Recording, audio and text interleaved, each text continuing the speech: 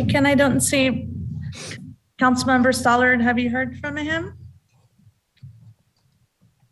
Sorry, I'm reaching out to him right now, see if I can track him down.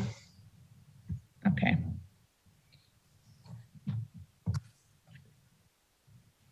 Oh, I see him logging on.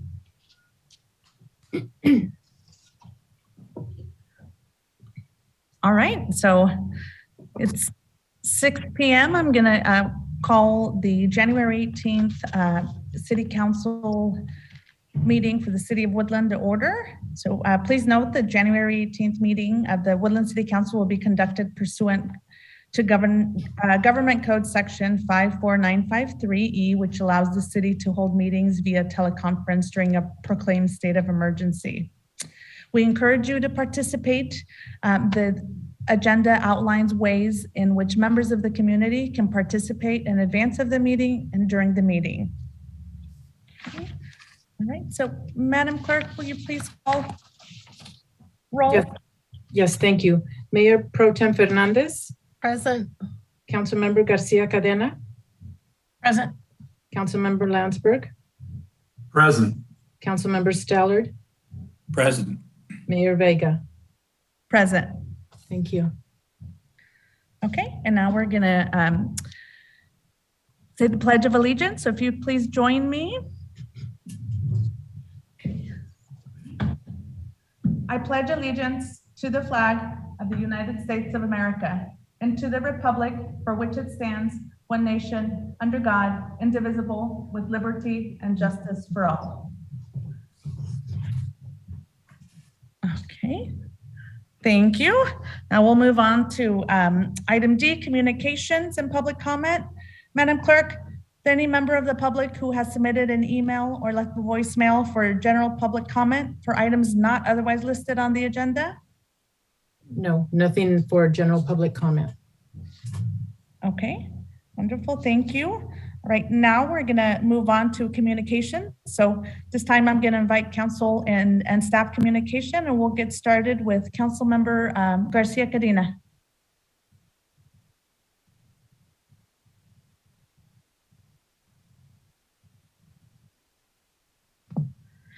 Sorry, my thing went small all of a sudden. So thank you, Madam Mayor.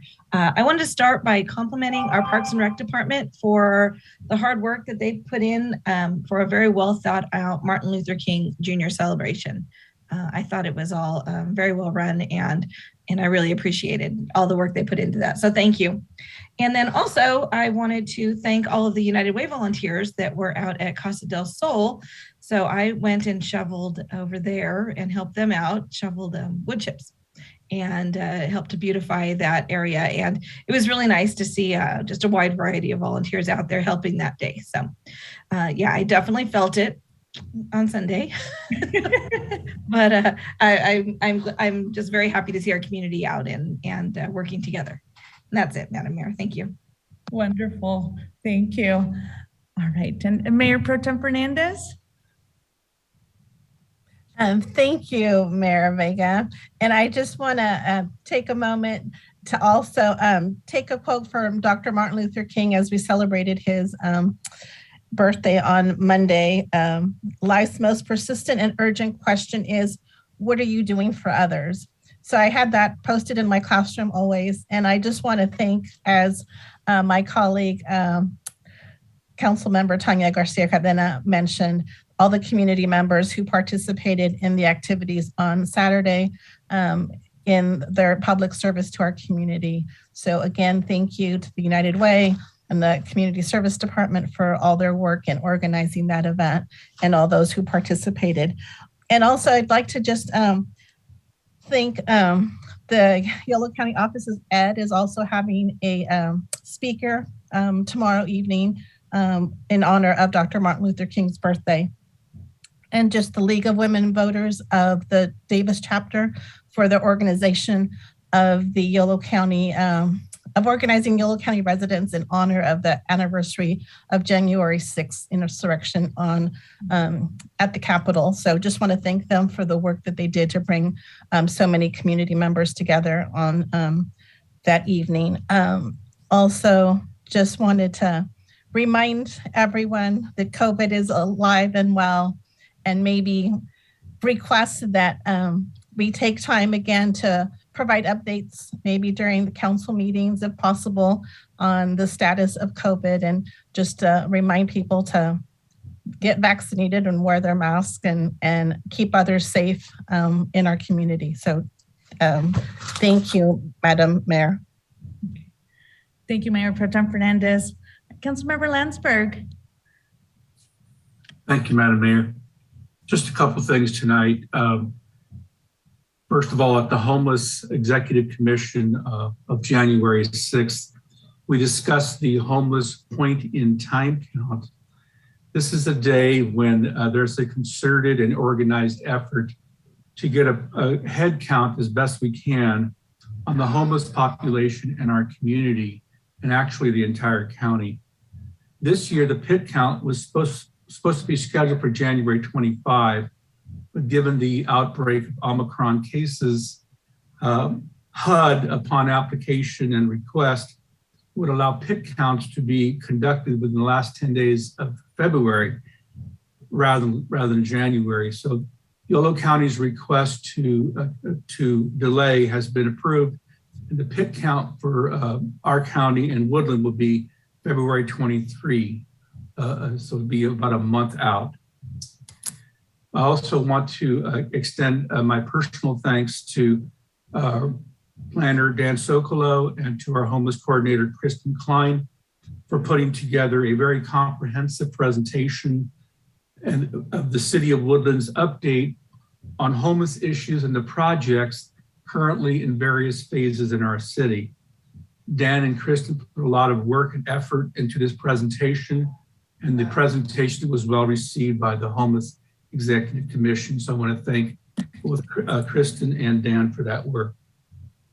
Last Saturday, I also had the privilege of attending the city's celebration of the birth of our civil rights icon, Dr. Martin Luther King.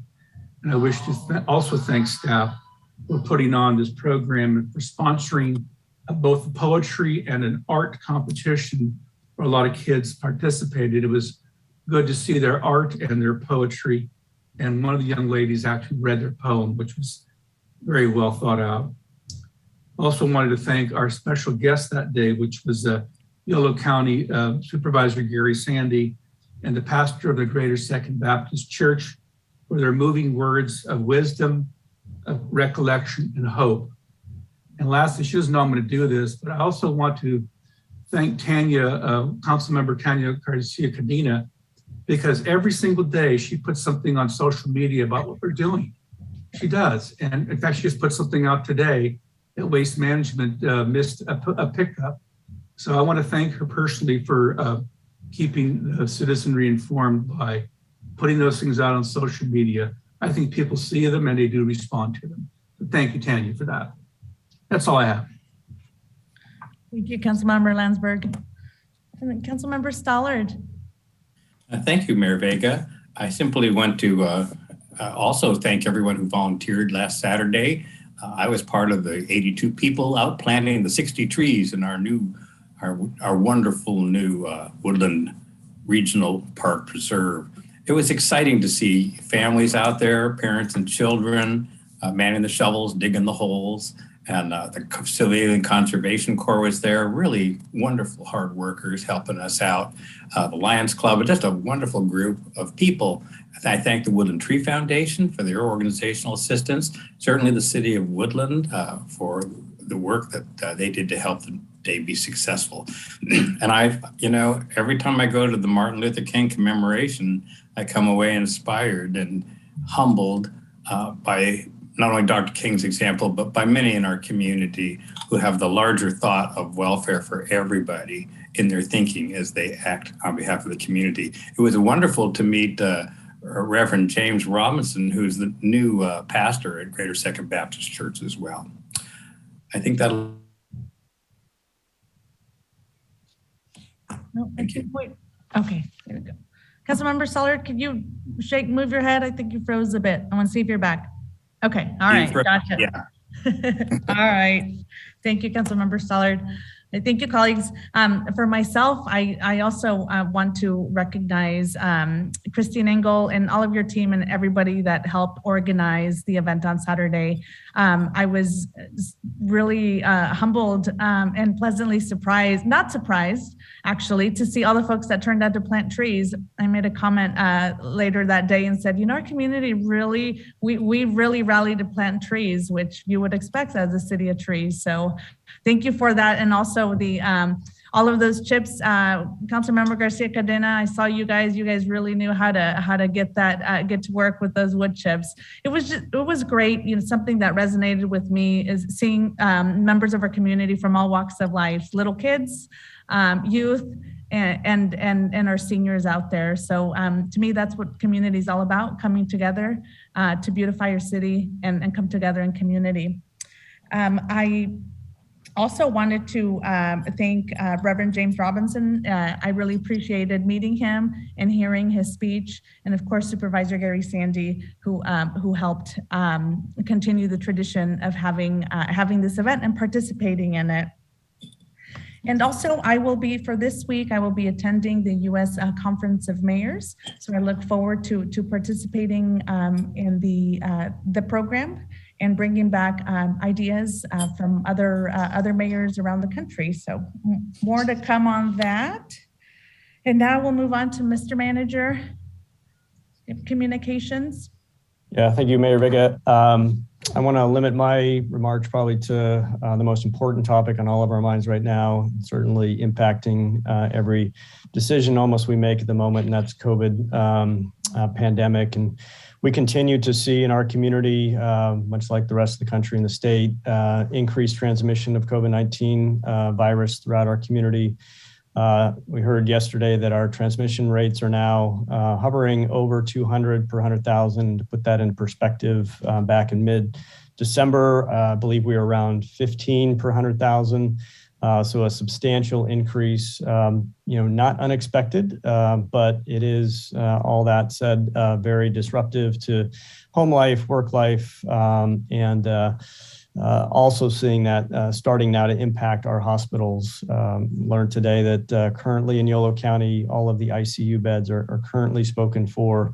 We do have a couple hospital surge beds available, but that wave is now starting to impact the healthcare system in pronounced ways. And so, all that said, can't say enough and encourage folks enough to continue to be very diligent in wearing masks, sanitizing, washing their hands, and getting tested. There is a substantial opportunity now for us to get access to tests here in Yolo County. Encourage folks to go to the county's website to find all of the testing opportunities, as well as at the school district. We also now have the availability of free COVID tests to be mailed to the home. So encourage folks that are looking to get a test kit through the federal government program, go to covidtest.gov to get that free home test kit delivered to home. That said, I do also want to just acknowledge the staff here within our organization, right? We are not immune to the impacts of this virus. We've had significant impacts across our organization. And I just want to acknowledge the extra effort that folks in every department now are putting in just to ensure that we have minimum staffing levels continued through this time. So that concludes my remarks on COVID. Just real quick on the long range, the next meeting the council will be having will be a regular meeting on February 1st, and the council and the community can look forward to two interesting topics, presentation both on the 2020 census data. So I'll be working with communications manager and policy analyst Spencer Bowen to provide the council and the community with kind of a look into the 2020 census data and what that means for the city of Woodland.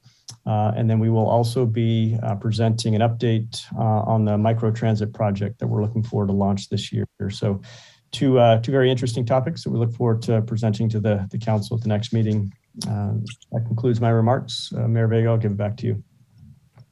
Thank you, Mr. Hyatt. Also, just on the testing, I really appreciate Spencer putting together the whole inventory of all of the locations within the county where members can get tests. I know those are changing and new ones seem to pop up. So I really appreciate that. And I see that being shared on our city website and on our Facebook page. So I hope the community finds that helpful. Okay, and then now we're on to the item F, the consent calendar, which includes items 2 through 9. I have to pull over. I'm gonna walk out. Oh. Clara, I think you're off mute. Okay. All right. So consent calendar items number 2 through 9. So do any of my colleagues have any items they would like to remove for further discussion? No? I don't want to remove, but I want to talk about 2 items on the consent calendar, Madam Mayor. I don't want to remove them. Okay. All right. So in this case, do you want to ask the question? Can we take his questions? Well, I want to make a comment on F8, the loan agreement.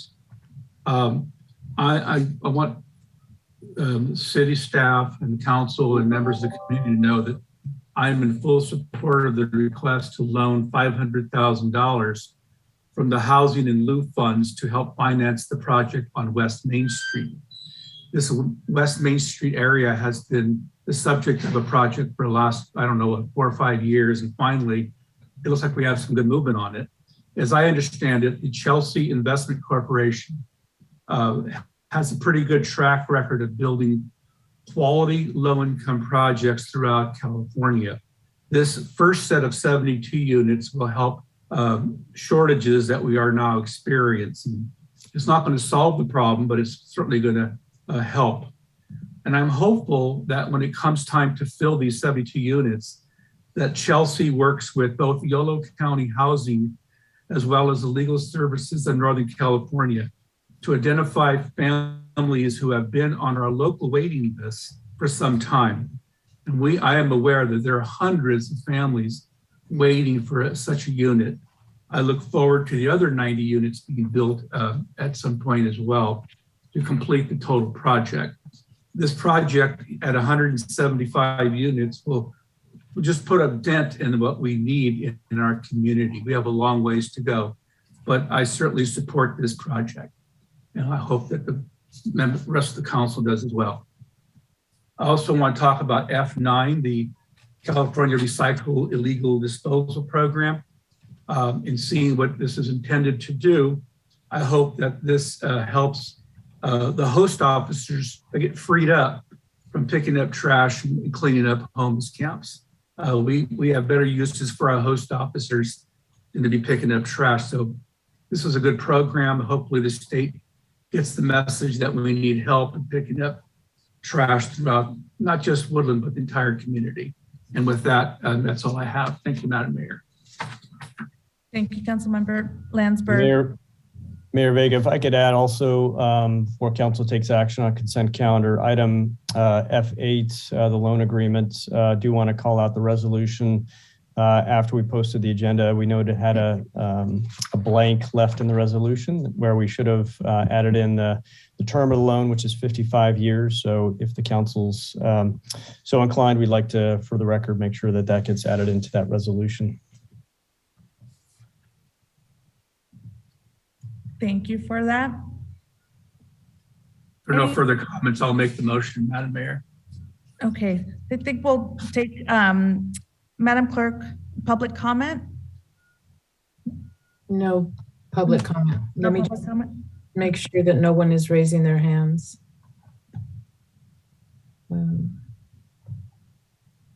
I'll second Mr. Landsberg's motion, Madam Mayor. Yeah, no one raising their hand. Okay. Okay, so I have a motion by Councilmember Landsberg and I second Councilmember Stallard. Madam Clerk, will you please call a Yes. vote, Thank please? you. Mayor Pro Tem Fernandez, Aye. Councilmember Garcia Cadena, Aye. Councilmember Landsberg, Aye. Councilmember Stallard, Aye. Mayor Vega. Aye. Thank you. Consent calendar carries 5-0. Okay.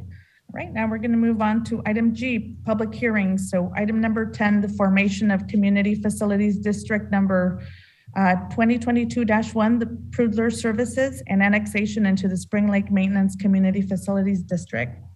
So Ms. McKinney, Yeah, sorry, I was just going to ask Kim McKinney's here and she'll provide the presentation on this item. Hi, good evening, Council. I'm Kim McKinney, Administrative Services Director, and tonight's public hearing is the next part of a process that we started at the December 7th Council meeting. And this is to set up a Services Community Facilities District, or CFD, for the new Prudler subdivision. It's 183 single-family homes, and this setting up the services CFD fulfills a development agreement requirement that they have to put in place a mechanism that helps to pay for the maintenance of new public facilities that will be installed with the development of that project. And we are also tonight at the same public hearing annexing this property into the already existing services CFD, or maintenance CFD, that we refer to as the Sports Park CFD, that was set up in 2005 and pays for ongoing maintenance of the community sports park.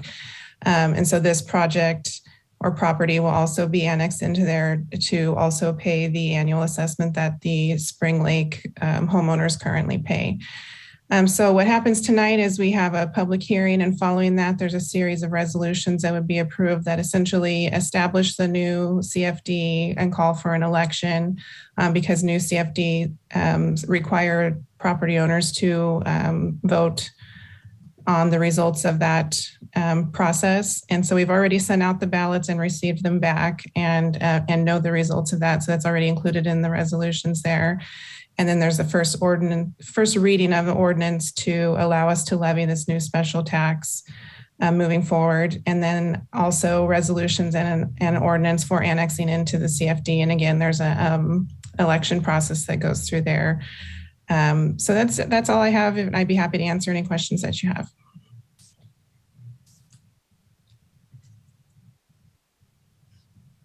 You're muted, Myra. all right. Thank you. All right. Thank you, Ms. McKinney. Any of my colleagues have any questions? I just have one question for probably Kim or Ken. The question is simple. Are the rates for Prudler the same as the rest of the Spring Lake area? So the rates for the sports park CFD are exactly the same. That rate already exists, and so they'll be paying the exact same. The services CFD is different facilities that they'll be maintaining. The annual assessment, the maximum annual assessment that could be paid by a property owner, sorry, look at my report, is $761. In the lighting and landscape district for Spring Lake, it's similar. The Spring Lake one is a little bit more depending on the size of the property that you have, but they're similar. Okay, thank you. Okay. Let's see, any other questions? Madam Clerk, are there any public comments for this item? None. Okay, so then for this one, is it any action required on our part? Not seeing any. Close the public hearing. Yeah. Okay, all right. So now we'll close the public hearing.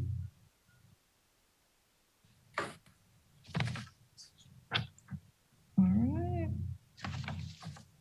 I think that's that for item 10. Anything else that I'm missing? There's some resolutions that need to be approved. Madam Mayor, I would move that we adopt the resolutions pursuant to item 10.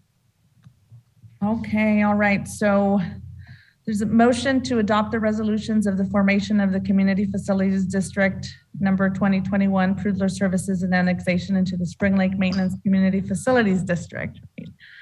All right, so do we have a second? I will second.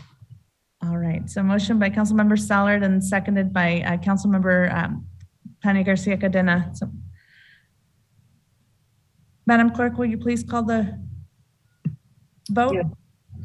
Mayor Pro Tem Fernandez, Aye. Councilmember Garcia Cadena, Aye. Councilmember Landsberg, Aye.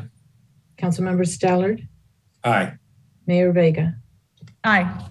Thank you. The motion carries 5-0. Madam Mayor, there is a couple other things for you to do in connection with this item. There was 2 ordinances included as well. And for both ordinances, staff is recommending that you introduce the ordinance levying and apportioning the special tax for Community Facilities District number 2022-1 and levying and apportioning the special tax and territory annex to the Woodland Spring Lake Maintenance Community Facilities District. So they're recommending that you introduce and waive the first reading for both those ordinances as well. And someone could make a motion just by moving staff recommendation that I just described. Mr. Walsh, this is Ken Deeker, Municipal Advisor to the City. Were the results of the election announced by the clerk? I'm not sure I heard that prior to reading of the ordinance. Just want to make sure. I did not hear that either. No, thank you, Mr. Deeker.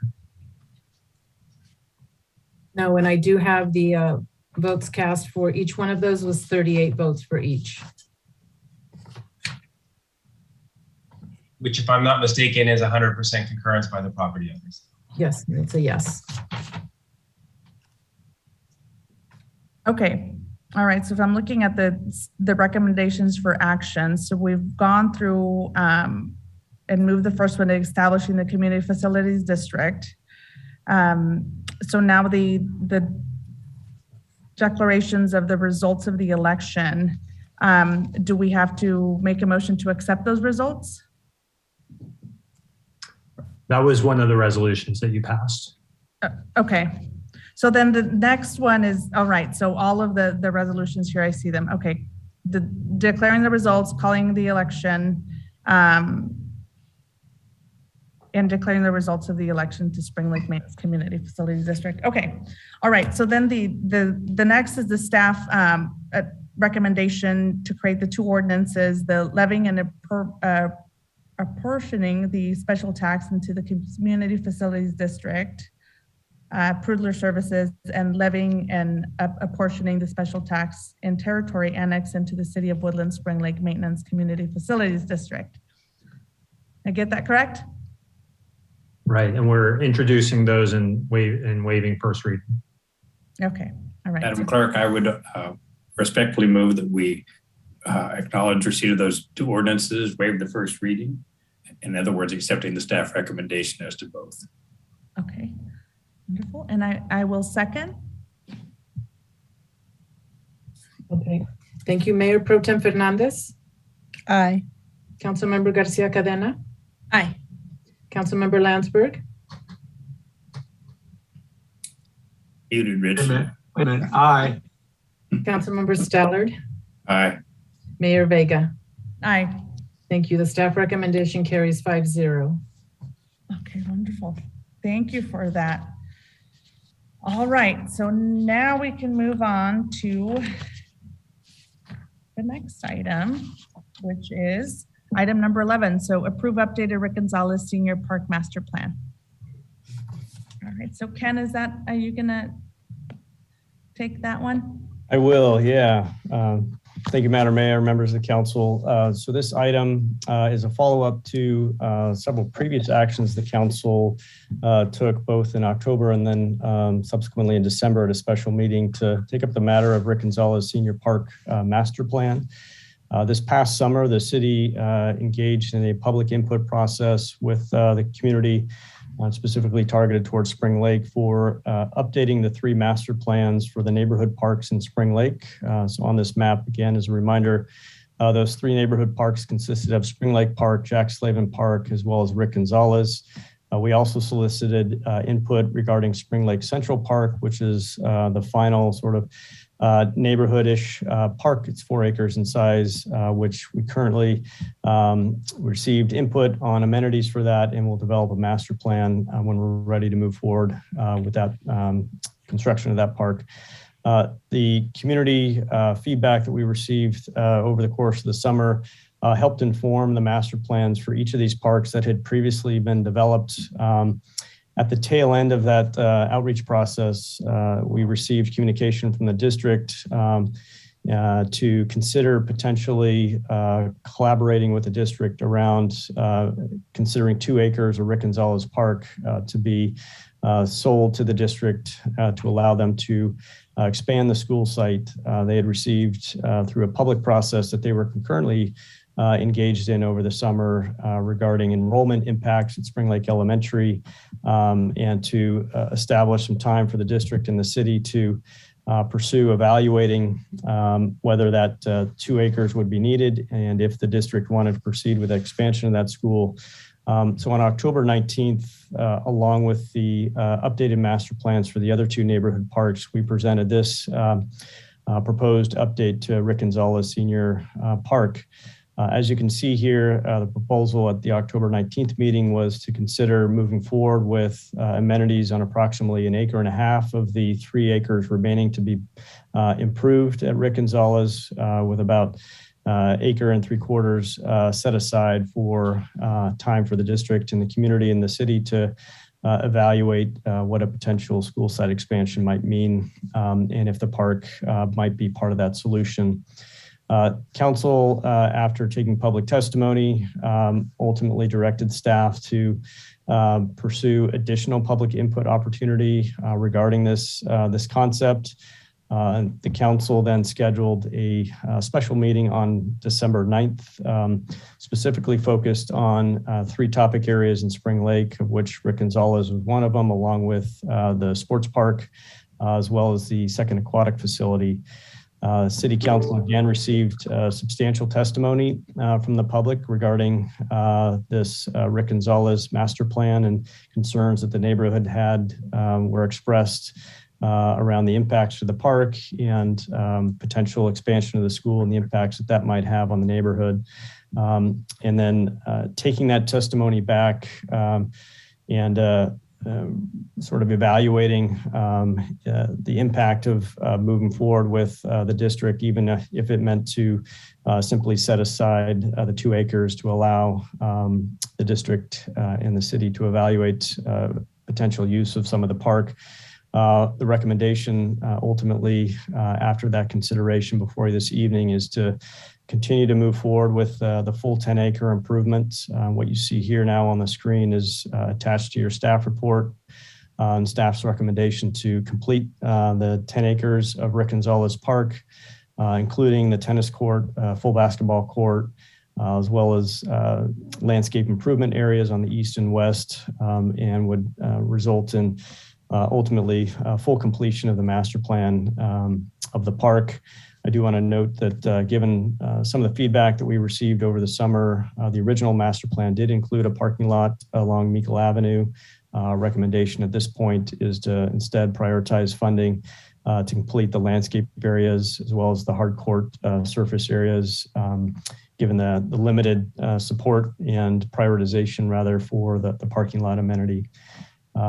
So assuming council takes action this evening, our hope is to adopt the master plan, work with our consultants to get the improvement plans completed concurrently with the other 2 neighborhood parks, and then come back to council within about 2 months so that we can finalize those improvement plans and get them out to bid, and then ultimately start construction this year. Also want to acknowledge in the staff report, there's a recommendation to the council that we convey back to the district our willingness, should the district be interested in continuing to evaluate other alternatives to expansion of the enrollment at Spring Lake Elementary, that the city would be open and willing to continue to have dialogue with the district, potentially to even entertain a potential joint use agreement for a portion of Rick Gonzalez, if that would be beneficial towards the programming at the Spring Lake Elementary School in support of their expansion. But no specific and expressed action necessary to that will be necessary in order to adopt the master plan. So that concludes staff presentation. Mayor Vega, I'll turn it back to the council now. Okay, thank you, Mr. Hyatt. All right, and I just want to acknowledge Ms. Olmedo's work in putting together this beautiful park plan. I hope you take a lot of pride in the work that you're doing. Clara, it's phenomenal. Thank you so much for all you and the rest of your team that worked on putting together all of the park plans for Spring Lake. So now I'm going to open it up to my colleagues. Are there any questions for Mr. Hyatt? My only question, Madam Mayor, would be the funding. Is there a priority on which park goes first? Or are they going to be simultaneous? What is the city's priority on the 4 different park venues?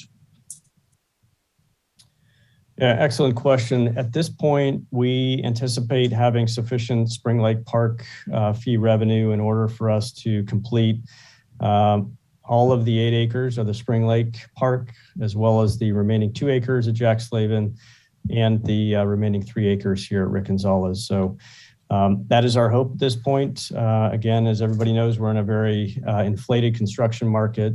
So until we get those bids out and back, we won't know for certain, but it's our hope at this point that we will have sufficient funding in place to complete all 3 of those neighborhood parks concurrently.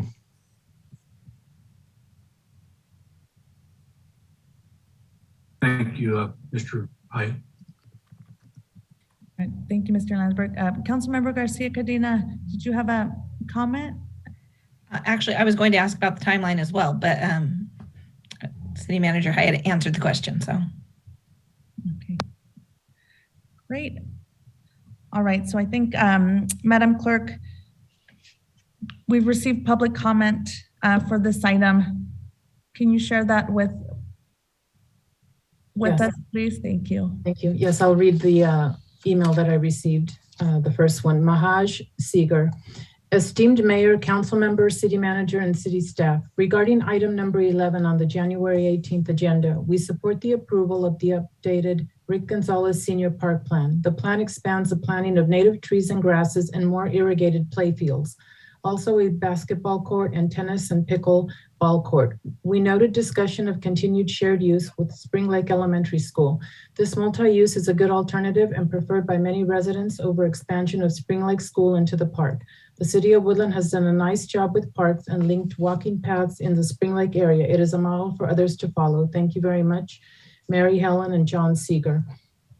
And I just want to confirm that's the only email message I have received, and our IT staff will be playing back voicemail messages from Brian Coward, Ronald Porch, and Ron Ortel. Each of these gentlemen, in addition to their voicemail messages submitted, has submitted additional email comments to each of the council members. Okay. Thank you, Madam Clerk. Let's go ahead and play the voicemails. Hi, this is Ron Ortel calling for item H11 on the City Council agenda this evening regarding Rick Gonzalez Master Plan update. I'm quite pleased that the school district has abandoned its proposal to take a portion of Rick Gonzalez Park, and that the city is now moving forward with completing the landscaping and retaining city ownership of the site. I do appreciate it. I like the final design in that the 2 sports courts are now adjacent to each other with some separation between the adjacent street and the courts themselves, as was the case in the original plan from 2016. I also like the planned natural landscaping on the site that was previously planned for a parking lot, though I believe that a parking lot would have served park users and those living on adjacent streets more effectively. I do have some concerns regarding the last paragraph in the staff report, and I'm requesting its removal. As noted, the paragraph recommends that the city remain, quote, willing to partner with the school district in regard to a joint use agreement for Rick Gonzalez Park. The statement itself is superfluous, since the school district can always approach the city with such a proposal even without such a statement, just as they reportedly did in regard to their earlier pursuit of the site. However, the inclusion of the statement in the staff report indicates a more active stance by the city in regard to such a proposal without actually stating what the ramifications of that stance are or what that entails.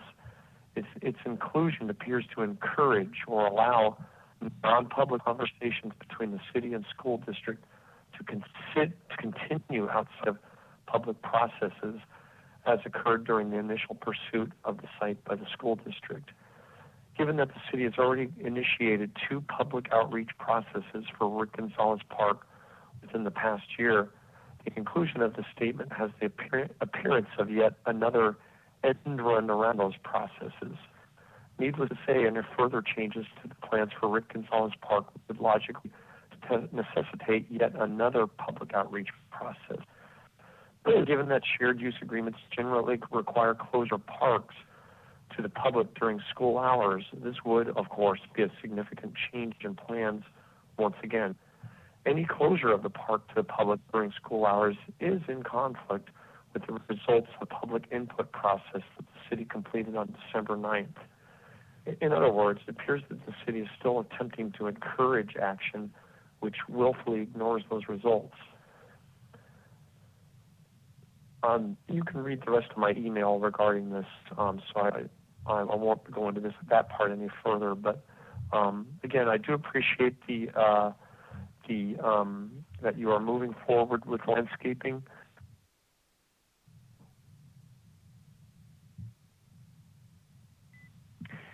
My name is Ron Porch.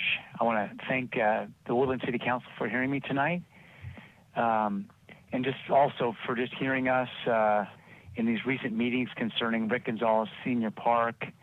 I was really heartened by the responses from so many last time.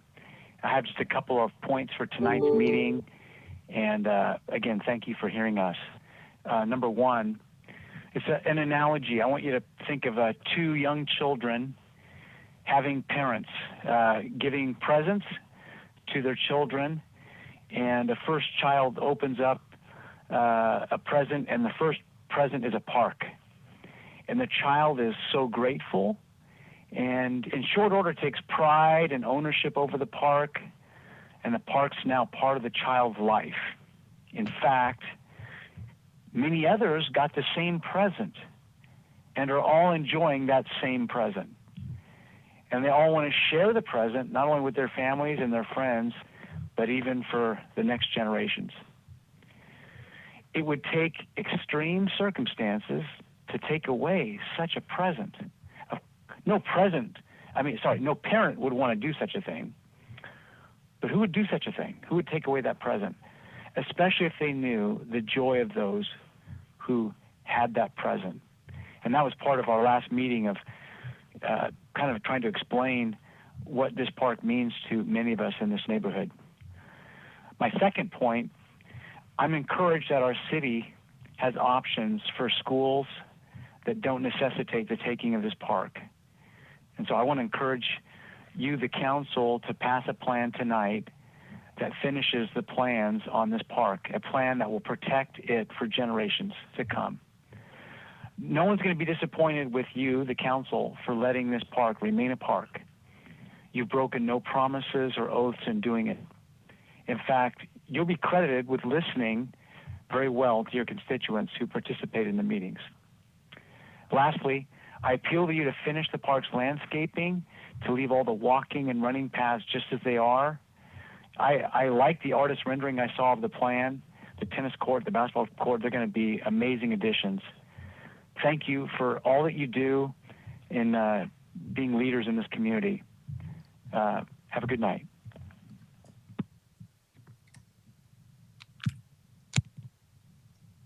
This is Eric Glassman commenting on the meeting for January 18th, item number 11, voicing my strong support for the City Council approving the Rick Gonzalez Park Master Plan. The plan is a good one with the tennis courts and the basketball courts and the future opportunity for students at Spring Lake Elementary to use the park facilities along with the rest of the community while preserving access to all, particularly to the walking path.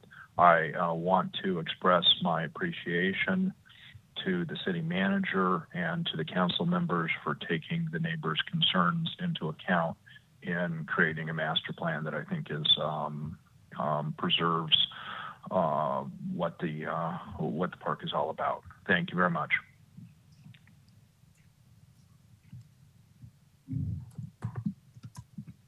Hello, my name is Brian Coward. I'm calling in regard to item H11 for the updated Gonzalez Senior Park Master Plan.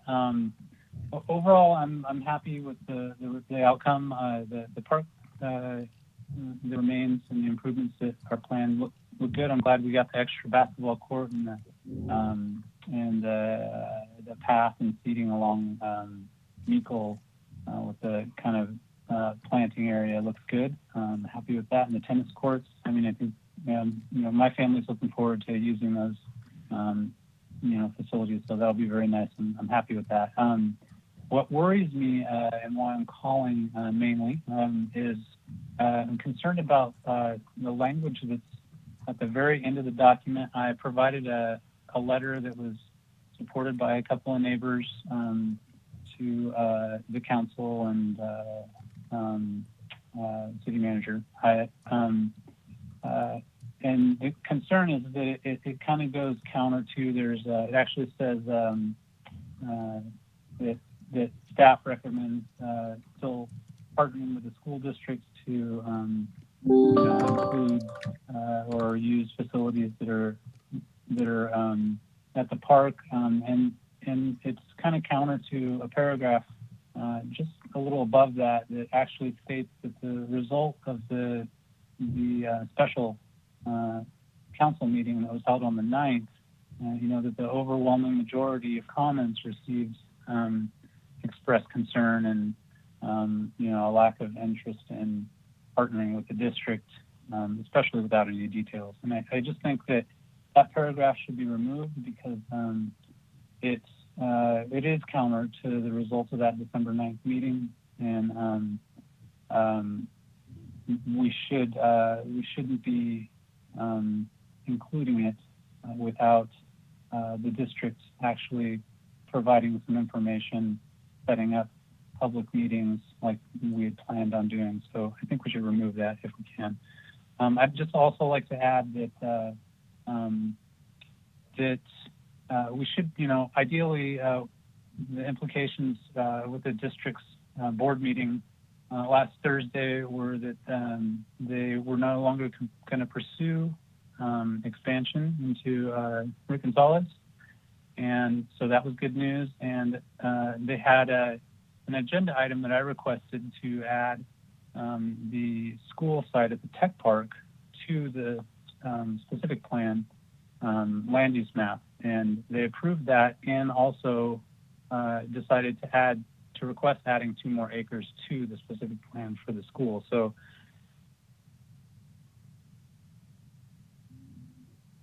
that is the end of the voicemail. Thank you, Jay. Thank you, Madam Clerk. Okay, is there anybody raising their hand? No. Okay. And any input while we've been on this meeting? No. Okay.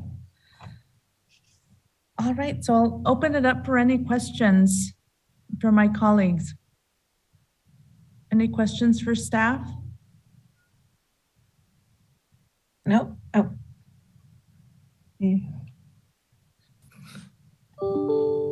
Mayor Pro Tem Fernandez? Thank you. Trying to manipulate the raise your hand icon. Thank you for your time. And I want to personally thank staff and our city manager for the time that they've invested in trying to work with the district and trying to meet the needs of our residents who are school age. So I personally appreciate the work that was done in that area to try to collaborate with the district to meet those needs. My question would be regarding the comments made regarding the joint use. Is there any reason why we should be apprehensive about that? Is there something that would keep the residents who are school age to use the park if need be? I'm listening to the comments made that there was some concern regarding the joint use. Is there a reason why that might be a concern for us to continue collaborating with the district? Does that question makes sense to you, Ken. Yeah, I mean, certainly there were some folks that spoke at the December 9th meeting around just general concerns with expansion of the school. So independent of, a sale of 2 acres versus joint use, I think, right, it's accurate that some spoke regarding just general concern with expansion of enrollment. But we also heard suggestions and comments from residents around, why isn't the city and the district exploring alternatives to a land sale that would allow the park to more or less remain intact that might involve a joint use agreement. So simply, my intention to put that sentence in the staff report was just to leave that door open. I don't want to surprise the neighborhood if conversations do continue with the district that result in, starting a new process to explore what a joint use might look like. So I see it as the city trying to be transparent and say, we are a dynamic community and we are constantly evolving, and we want to leave that door open if it's in the best interest of the community to explore that. So. I'd like to thank you, and I appreciate the plans that we've agreed to move forward with, and I don't see an issue regarding the wordage of joint use, which I think seems to be a feasible possibility for the district to use that park as any other resident might use the park, I would assume. Or am I mistaken in believing that it's not that we're going to take any land from the park, it's not that we're going to change anything on the park, it would be just allowing use of the park. Is that correct? Yeah, it's premature to know exactly what that might look like. So yeah, if the district, is receptive to exploring a joint use arrangement, it could take multiple forms, and there will be, I can assure you, a very robust process to engage with the neighborhood and the community around what that might look like. So the words in the staff report are not binding, right?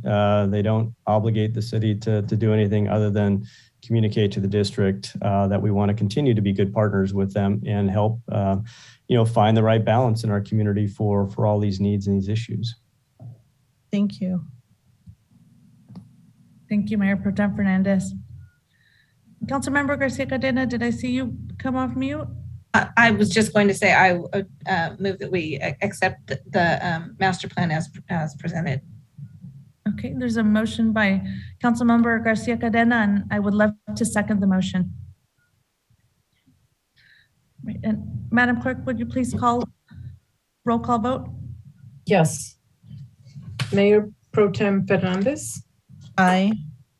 Councilmember Garcia Cadena? Aye. Councilmember Landsberg? Aye.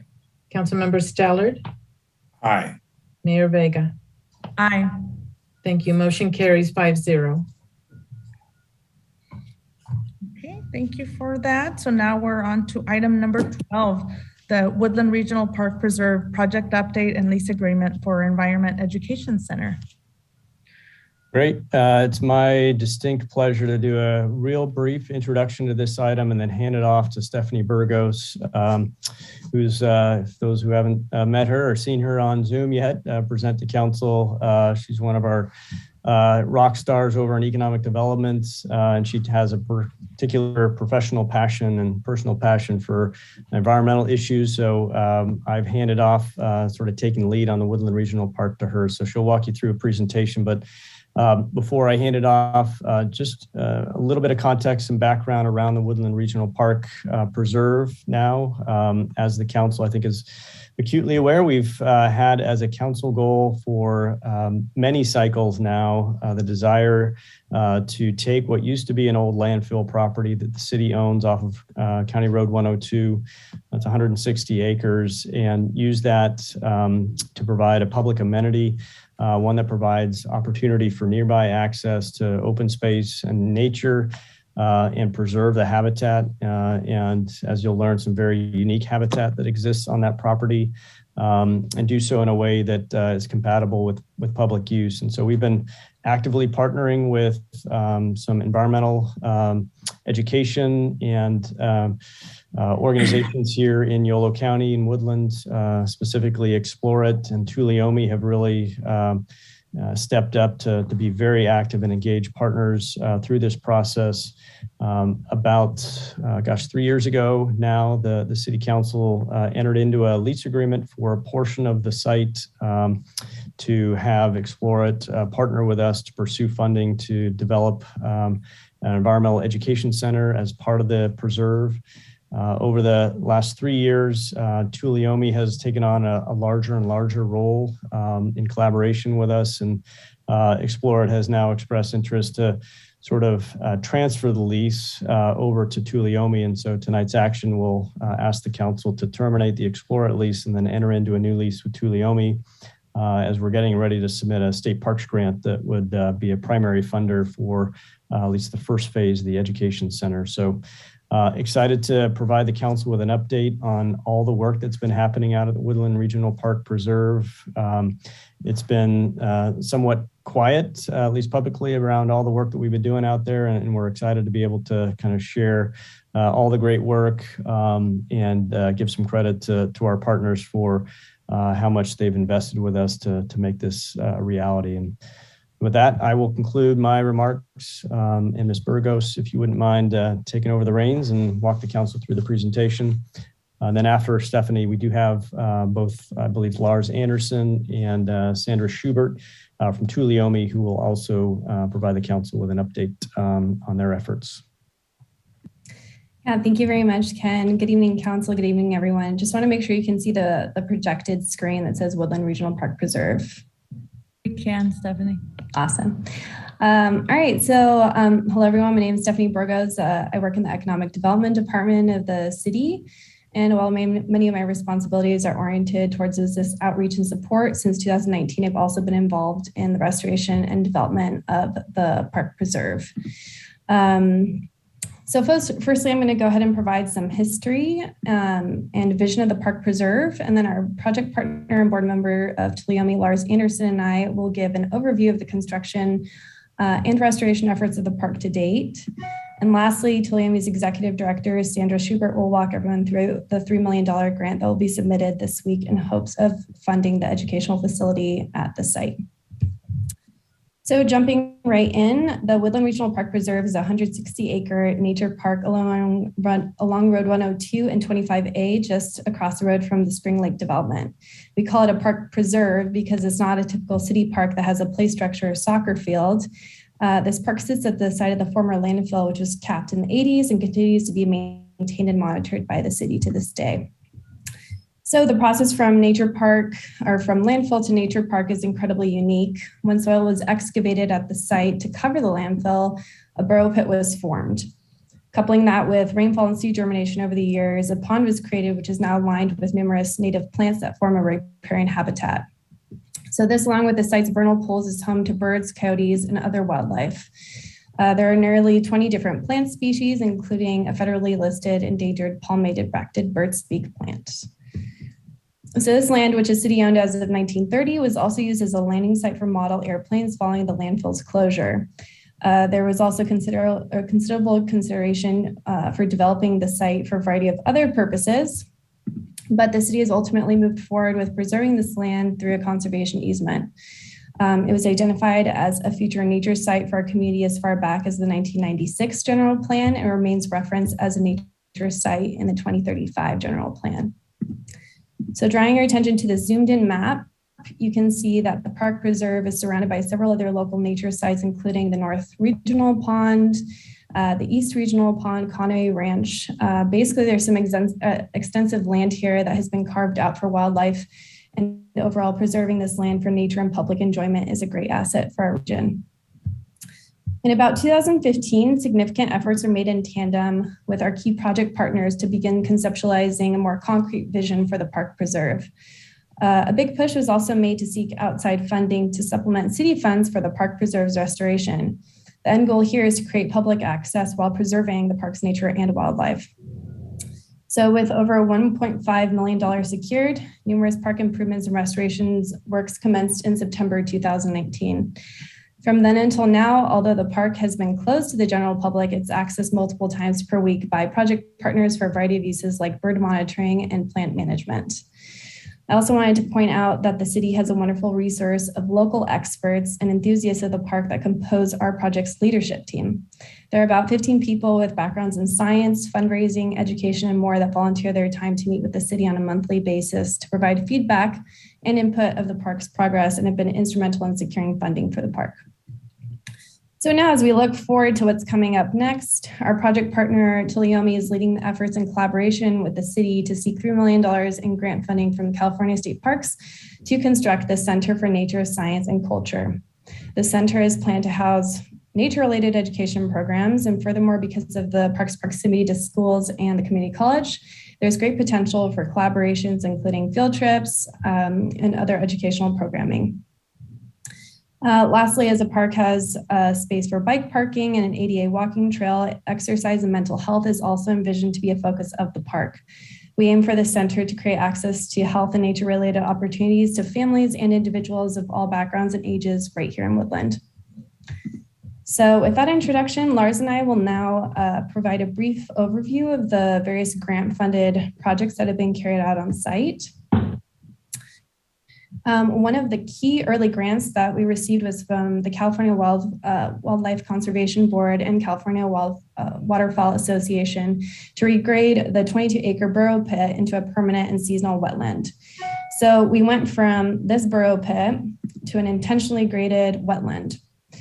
The objective of having both a permanent pond as well as a seasonal pond is to diversify the habitat, to open the door to maximize wildlife potential throughout the year. In the winter months, the whole 22 acres is filled thanks to groundwater well and natural rainfall. And in the warmer months, the seasonal portion of the wetland dries out to welcome different plants and wildlife to the site. So next on the list of key projects is funding from the California State Parks to construct a 1,600-foot ADA nature trail, 2 ADA parking spots, a kiosk, interpretive signage that can be seen with these the blue dots, and then this yellow dotted line for post and cable fencing from the entry road all the way to behind the kiosk, with the objective of keeping this area, sensitive habitat area, protected. So here are a few pictures just of the different projects being carried out. This is of the ADA walking trail in September 2019. Here's another shot of it once it was completed at the eastern portion of the trail. Here we have the ADA parking spots at the entrance of the ADA trail, and you'll see in this spot right here, what later happened a couple months later was the construction of an educational kiosk. You can see the spots over there. Here we have the kiosk now completed with a DG gathering area right here. And then mentioning interpretive signage, this is an example of the collaborative efforts that happen with our leadership team. So on one of the site visits, our leadership team got together, and then one of the members, Allison Kent, did this graphic recording of the brainstorming session that happened on site about where and what the educational signage should be around the park. Last, within this grant, there was post and cable fencing. I had mentioned that is protecting this sensitive habitat area here that is along the entry road and goes all the way behind the kiosk. So wrapping up here with the key early grants, we also received key funding from Conway Preservation Group with planning and initial science for the Science Center that is located right here. Sandy will talk about that in a little bit. And also from the California State Parks Department of Habitat Conservation Fund, some substantial funding for outdoor education programming, notably the docent program. So in 2019 and 2020, there were about 4 to 6 different classroom sessions in which about 50 docents were trained. These different classroom sessions were led by local experts at the Woodland Senior and Community Center, and COVID permitting, these docents will start leading some tours this upcoming spring. This is another example of the different collaborations and projects that we have going. This one with the YOLO landfill, more aimed towards the K through 12 age group, basically showing the the collaborations and the parallels between the Woodland Regional Park and the Yolo landfill. So with this, I'll go ahead and hand it over to Lars Anderson, who's one of Tuliome's board members and one of our valued volunteers who's probably clocked the most volunteer hours at the park to date. Lars, I'll go ahead and hand it off to you. Thanks, Stephanie. And thanks very much for the time to give you an update on the park. I'm going to go into some of the details of small projects, but the really important projects at the park. We've been talking about collaborations. You can see from this slide, we have a lot of collaborating funders at the park. Yolo Solano Air Quality District has helped fund some bike parking. We're just waiting for the racks to arrive. We have the foundations for them already there. The Rotary clubs have been great between Winters, Davis, and Woodland. They've raised funds to design a pavilion. And this year and probably some of next year, they'll be raising funds to construct it. I'll show you some designs of that a little bit later. Yolo Community Foundation has provided funds for separate groups to do projects out at the park. I think as Stephanie mentioned, we've been sort of 2 years behind the game with the COVID, but we're dealing with it, getting a lot of work done out at the park. I want to mention the Woodland Tree Foundation, and it says 60 trees, but actually their activity has resulted in 100 trees being planted at the park. Because we did a set of trees last March, and just this last Saturday, they planted another 60 trees out at the park. So they've been great out there. We've got a real tree established out there. It's going to be pretty exciting to see that. The Woodland Community College has provided some funding for Susan Sheldon, who is a ceramicist, to create a really attractive ceramic map of the wetland areas that will be on display just outside the kiosk when it's finished. And Yolo Audubon has been providing funds for additional trees, but also, as I think Stephanie mentioned, putting in bird boxes and monitoring those boxes regularly. Next slide. Oh, I should mention the California waterfowl folks have also put up wood duck boxes in the last 3 or 4 weeks at the park. So this is just a shot of showing the kiosk and the gathering area, and also the area where the bike racks will be installed and our facilities out there. And actually, this is very handy. This last Saturday, we had over 80 folks out there with Woodland Tree Foundation putting in new trees. So it was good to have facilities. And even though it was a foggy day, we had a lot of fun out there planting trees. Maybe some of you were, I know Tom Sauer was out there, and maybe others who were out there. Next slide. So this is the design of the Rotary Pavilion. And you can see it's an open area overlooking the wetland itself. Exciting place for a gathering spot for docents, tours, for events in the parks, plein air painting, any kinds of activities that you could gather on the spot and have a really nice place to visit. And that's the location with the arrow showing where that would be located with a view across the park. And actually, if you imagine the facility that we're going to talk about a little bit later, you'd be looking right across the pond area to the new facility, the new science center from that location. Next slide. So this is the first plantings. The Woodland Tree Foundation helped us putting in 40 trees out there. You can see these guys are, of course, COVID related, getting their masks in place, getting trees in the ground. This was last March. Those trees have all about doubled in size in the last year or so. Next slide. This is last Saturday, and you can see that we had a bunch of people out there. You can see how organized they are. Got their shovels, the wheelbarrows. They're all ready to work, and really within about 2 hours, we had 60 trees in the ground. Pretty amazing activity out there. And we had kids involved with it. Had a lot of fun. I should mention just the part of the cooperation with the city is the city had been providing mulch out there for the last 2 years to get the soil in the right condition. And so part of that task last Saturday was to get this mulch around the trees to protect them, to keep moisture in the ground around the trees. So it is a real collaborative effort. Next slide. And I think Stephanie already mentioned the Audubon folks. And again, this is an Allison Kent sort of design of showing the birds out there, but they've been involved for quite a long time with these boxes. And if they don't know Allison, she is in the lower right-hand side in that image down there, and she's out there all the time. I should mention that she's been involved quite a bit with developing the interpretive signage, the design, and the content of signage for the park, which is part of the project we're working on. Next slide. So there's some infrastructure going on. This irrigation system was put in place last year. And this is really what's supporting the tree plantings and other plantings that we intend to do out there. But you can see there's quite an array of piping.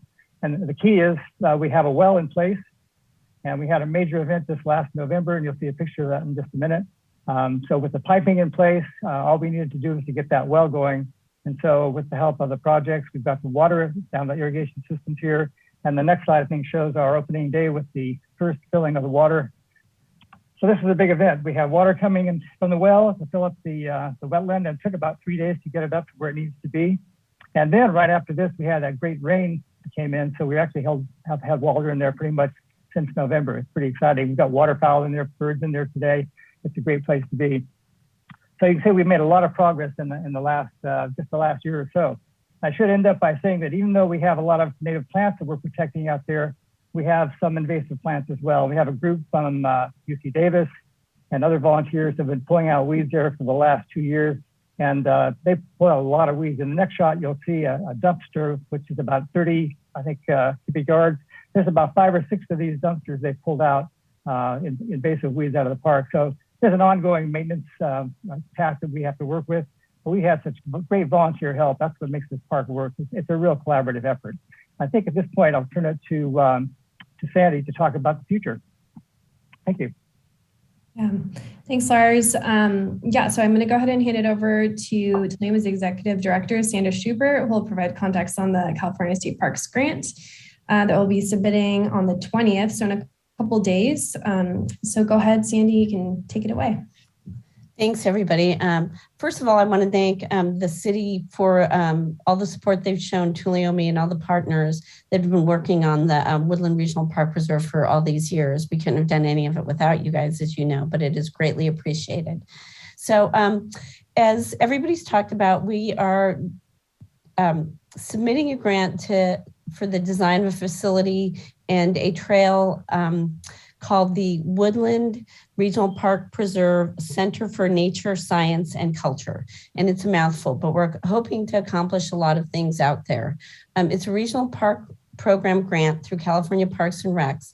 And I want to step back for a second and tell you some of the things that we want to do out there quickly. So we see this as an opportunity for lifelong science learning out there. This really is focusing how we're going forward on the facility design and working with our partners, from K-12 education to nature hikes and interactive exhibits for kids and adults.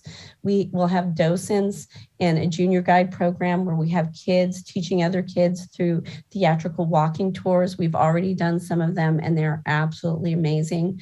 We're going to have family programs, lectures, readings, theater, wildflower tours, and stargazing, and Indigenous history we'll be teaching people about. And there'll be a lot of volunteer opportunities like other people have talked about, both for individuals and local companies, from the tree planting and the irrigation to the bird boxes and invasives management. So we're keeping all that in mind as we're going forward and looking at this facility.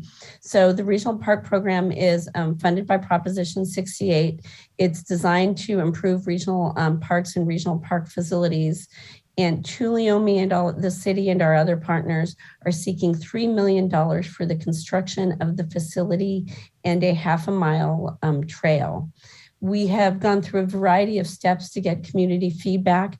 We had 4 community meetings in fall and winter of 2021. We've done an online survey. We've had an email recipient. We've had an email address. People have been sending stuff in. I've actually had some people call me to talk to me about the preserve and what people see. And we've had smaller meetings with partners and one-on-one conversations. We've got a lot of really great ideas through that, from people wanting signage in multiple languages, not just English and Spanish, but Patuan and Braille, and thinking about other ways to reach people so that we're really getting a wide group of people, outfitting the lab with youth-friendly equipment so they can do science investigations in the park, having desks that move up and down to accommodate different ages and people who may be disabilitied, and incorporating natural elements into the design like trees for kids to gather around and stumps. So we've gotten a variety of really good comments. Next, please. And so as everybody's talked about, this is a good view of the entire facility. We're talking about a lease area that's about 2.5 to 5 acres total. and that we will be working to design the facility, some outlying areas around it. And then we have another picture that will show you where the trail is a little bit better next. So again, this is Chris Corbett's, it's his conceptual design at the facility. Some of the things you are going to see, clearly the facility is adjacent to the wetlands and the vernal ponds. It's designed to be an indoor-outdoor facility to facilitate firsthand study and experience of nature. So, and in a second, we'll flip to another drawing with more details, but what you're looking at are indoor-outdoor classrooms here, a lab, some shared spaces for events. You can see a covered area in the back. So in several spaces so that even in inclement weather, we can have indoor-outdoor activities. That is the basic design we are working off of. And Chris has done a wonderful job and expressed interest in working with us going forward if we are interested in that. Next. So this is a general view of the facility from, as you can tell, the sky. You can see how it lays in. It overviews the seasonal pond and the wetlands. You'll get a lot of different ways both to access nature quickly and while you're in the facility to be able to do a lot of things with kids. Next, this is going to give you more detail. So we're doing a two-phase approach to this. The final facility will be approximately 10,000 feet. The phase one we were focusing on is 6,900 square feet. That is the estimate we have for the $3 million. We're focusing first on the multi-purpose room, the lab, storage and restroom, indoor and outdoor classrooms. We're going to begin there because, and then the walking path. That will get us what we need to actually start facilitating the programs right away while we look for additional funding to do phase two. Before we go to phase two, I do want to, if you look at the walking path here, the walking path connects up to the ADA path we showed you earlier, the paved ADA path. At the end of the ADA path, on the other side of the wetlands, we will be connecting. It will not be an ADA trail, but the next trail will wind all the way around the wetlands and meet back up with the ADA path. So the full trail will be just slightly under a mile once it's completed. Then next, so you can see what phase two is of the project. So the next phase would be to put in offices, storage, and a restroom and a commercial kitchen. The idea in the long term is to have this, we'll have some room to do this with phase one, but to have the partner groups who want to be out there to be able to have offices out there, to have enough storage so that folks don't have to move stuff back and forth on a regular basis, and then to have a commercial kitchen for a couple reasons. One is so that we can have kids out there for extended periods to do events, so we can have snacks for them. And some folks have, and we're not at this is phase two. Interestingly enough, some of the suggestions we got is people would like folks to be able to do cooking out there to teach people sort of about nature and local agriculture and how you could do cooking and maybe work some with kids on it. So so that would be phase two. As it gives you the square footage. Phase two is approximately 3,100 square feet, which gets us to the full 10,000. We will continue looking for funding for that, but at this phase, we all have offices and such, so we're focusing on getting the classrooms and the indoor-outdoor facilities and the lab there so we can get the kids and the families and folks out there as soon as possible. Next, I think that, yep. And now I'm going to turn it back over to Stephanie to do the wrap up. We're really excited about all the potential of the facility and what we can do on the grounds. And I just want to say, if you guys have not had a chance to get out there since the water has been out there, it's beautiful all day, but in the morning, the sparkling on the water looks like sapphires and diamonds, and the birds are out there, and it's absolutely beautiful. I encourage you guys to go visit it. Thank you very much. Thank you so much, Sandy. And I also just wanted to congratulate you and your team, you and Lars and the whole Tuolumne team, on all the hard work that you've been putting forth for this grant proposal and beyond, just for the park in general. And we're very, very excited to have the park open in spring 2022 so that the rest of the community can enjoy it as well.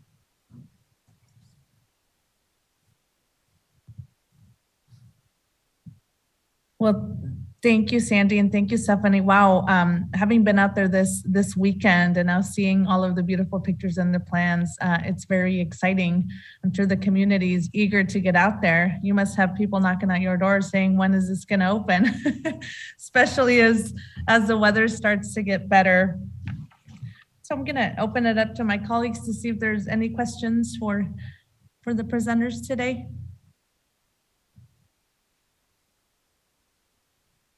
I'm surprised Councilmember Landsberg isn't asking how soon can this be done?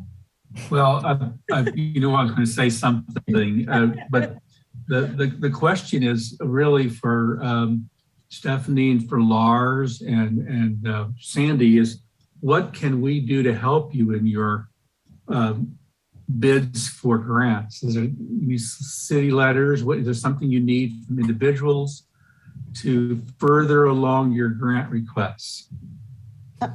I will jump in and say you guys have been amazing partners. This grant we're working on right now is one of the biggest behemoths of a grant that I've ever worked on. You guys have helped us with working on master planning, details for the grant, connecting us up with folks that can help us with questions we have for estimating, you know, maintenance and operations.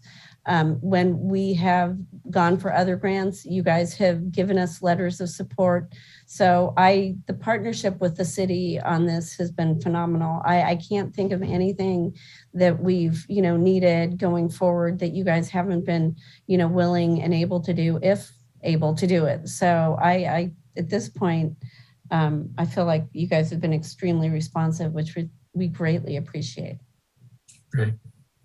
Well, I wish you well in your grant requests. Having toured the whole 160 acres, it's a tremendous piece of property. So besides the projects that you have, the 10,000 square feet projects you have in mind, the 160 acres is pretty big. And going across the little seasonal creek, you know, there's some beautiful little hills back there with a lot of life in them as well. What are the future plans for those hills that are, I think it's east of the project site?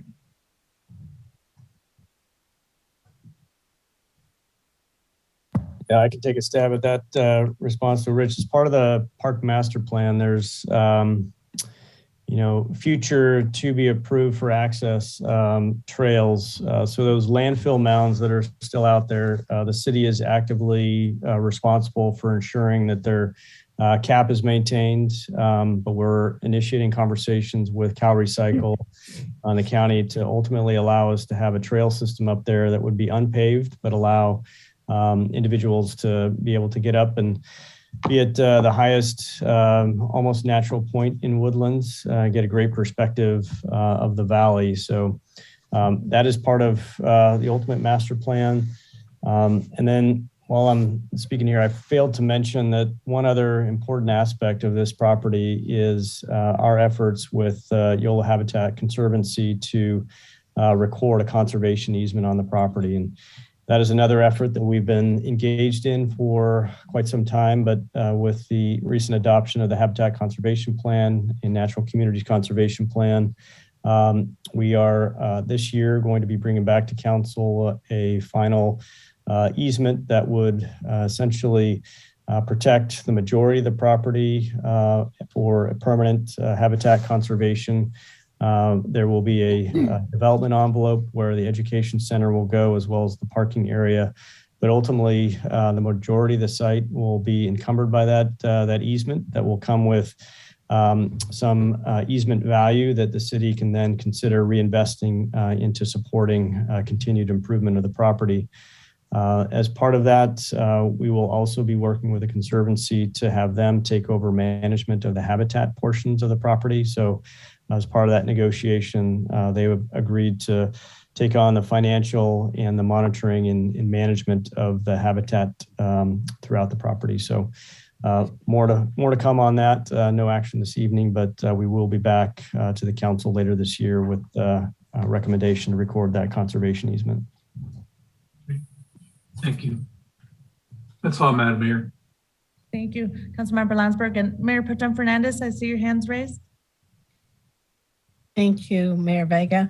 I just want to thank Stephanie and Sandy and Lars for their commitment and their work with all the volunteer hours that you and everyone else has put into this, and all the community members who have been involved in this process. It's great to see the progress that's been made. Just a reminder that the Yellow Salon Clean Air Quality grant funding will become available again this spring. So they provided the funding for that bike rack. So there may be other items that you might be interested for the regional park to submit a grant for. And I just have one quick question. I noticed in our report it said there's a $1 lease from the city of Woodland for the center. My question is related to usage for school groups. Will there be a fee, or will it be providing services for students for a fee or for free? I noticed the sign for the 5th graders said it was free. I just wondered, is there going to be a fee for residents to use any of these services, or will it be free for students? So I can speak for Tuolumne. We work with a lot of partners out there. Our programs are free. We do not charge fees for our programs. The way that fees might come in, that we see it is for renting. If we get people out there on the site, we'll charge probably some rent so we can use that money for the upkeep in it. And then if perhaps, and this would be something we work on with the city, if there were user fees out there for other people who wanted to use the site, if we decided that was something we would do. But Tuolumne's programs are free of charge. I think most of the folks who we've been working with, their programs out there have been free of charge. Thank you. And again, thank you for the work that you're doing for our community. Thank you. Thank you. Any other questions? No? Okay, Councilmember Garcia Cadena. Thank you. I did have a question. Is the plan to have the facilities open on weekends or during the week? Is there is this something that people would be able to access on weekends, or is it something that would be a Monday through Friday type of center? Our plan is to have it open 7 days a week. One of the suggestions we got to enable that is to make sure the bathroom has outdoor access, so that if the facility is not being manned and we want it open on the weekends. We've done a budget for staffing it also, to make sure that we can have a staff person out there once it gets open. But ours is, our plan would be to have it open 7 days a week, like a traditional park from dawn till dusk, and then open for special evening activities, whether it's a lecture or theater or stargazing. Wow, great, thank you. Okay, I don't see any other hand raised. Sandy, I have to say that stargazing just sounds amazing. I'm looking forward to that and all of the programs you're discussing. Okay, so I think Mayor Vega, I do believe we do have one hand raised in the attendees. Okay, all right, Madam Clerk. Ron, can you hear me? Yes, can you hear me? Yes, go ahead. You have 2 minutes. Okay, thanks. Yeah, I'm just looking forward to this, and I'm also looking forward to the trails that Ken mentioned up on those hills. I think that'll be probably a good exercise spot for joggers and all that. I actually was involved with this several years ago with the groups that made this happen, and so I appreciated what they did, and I also appreciated that at the time, Tom Stallard referred me to those groups. So I want to thank him for that. I haven't been paying as much attention lately, but I'm looking forward to this, and that's all I wanted to say. Thank you. Thank you, Madam Clerk. Any other? Ron. Madam Mayor? Yes. I just want to say that this is one of those really rare privileges those of us who serve in public office get to be part of. And we should be so happy. It's a legacy opportunity. We're so grateful to our city staff and leadership for the work that's been done. Thank you, Tuolumne. Thank you, Explore It. Thank you, California Native Plant Society. Thank you, Audubon. Thank you, all of these wonderful groups. And of course, our state funders too have come together. This is something we couldn't do by ourselves, but they couldn't have done it at all without the land. And it's so cool that this is an example of a sustainable reuse of a parcel, which was basically a garbage dump. And that there wouldn't be a mountain out there if it weren't for the garbage underneath the dirt, or there wouldn't be a water feature without the fact that dirt was borrowed from it, and essentially it got below the water table. And that's how the initial water was there, other than what drained into it. So it's a dramatic reconfiguration, always emphasizing natural values, and it's right on the edge of our community. I mean, one partner that hasn't been mentioned is Spring Lake Elementary School. The principal there is so excited to have this fabulous nature area, literally a few minutes walk from the campus. And it'll be available to all the children, not only in our own community, but in the surrounding communities. That's why it's a regional park preserve. So it's a really feel-good opportunity for all of us. Thank you to everybody who's got it to this point. And there's plenty of opportunity to get engaged going forward. Thank you. Wonderful. Thank you, Councilmember Stollard. Okay, and Madam Clerk, any other public comment? No, none. Okay. All right, with that, is going to open up to my colleagues to see if anybody wants to make a motion. I'll make the motion that we lease it for $1 to Tuolumne, because we know they'll take good care of it. Sorry, Rich. Second. All right, so we have a motion by Councilmember Stollard and seconded by Councilmember Landsberg. Madam Clerk, do you want to call a roll call vote? Yes. Thank you. Mayor Pro Tem Fernandez? Aye. Councilmember Garcia Cadena? Aye. Councilmember Landsberg? Aye. Councilmember Stollard? Aye. Mayor Vega? Aye. Thank you. Motion carries 5-0. Okay, colleagues and community, I think that brings us to the end of our agenda. Do we have any memorial adjournments for tonight? None? Okay. All right, everybody. No, but I just want to say one thing about something that did die.